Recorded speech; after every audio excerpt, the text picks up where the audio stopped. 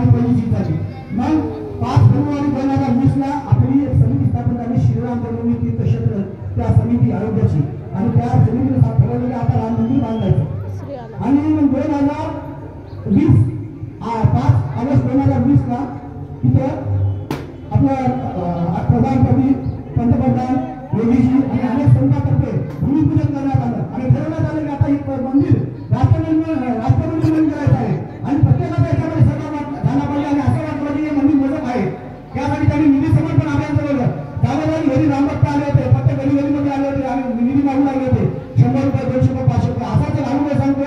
विवेकानंद नगरमध्ये आपले रामभक्त देणगी मागू लागले होते निधी समर्पण अभियान आणि एका घरातून मला चोकावर पैसे मागत गेले आणि एका घर बंद होतं आणि त्यांच्या घरामध्ये आवाज दिला। घरामध्ये कोणी आलं, बाजूच्या घरी गेले आणि बाजूच्या घरामधून आवाज त्यांनी सांगितलं की त्या घरी गेले होते कोणी आलं नाही, त्याला कोणी येणार नाही, दाबी नेऊ आणि ते गेले आणि त्या दरवाजा उघडला।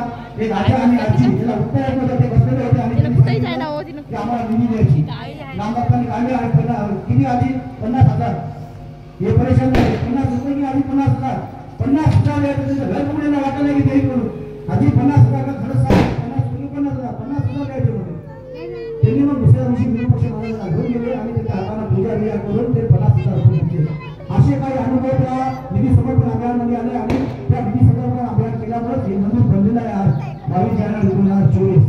त्यामुळे आज आपल्याला जे अक्षता आणि श्रीरामाची प्रतिमा मिळालेली आहे, संध्याकाळच्या काळी आपण घरी पूजन करायचं आणि 5 दिवस घरात दिवाळी साजरी करायची आहे। कारण रामलला आज आलेले आहे, जेव्हा रावणाला मारून वापस आले त्यावेळेस सुद्धा दिवाळी साजरी झाली होती आणि आज तर आपले प्रकट झाले।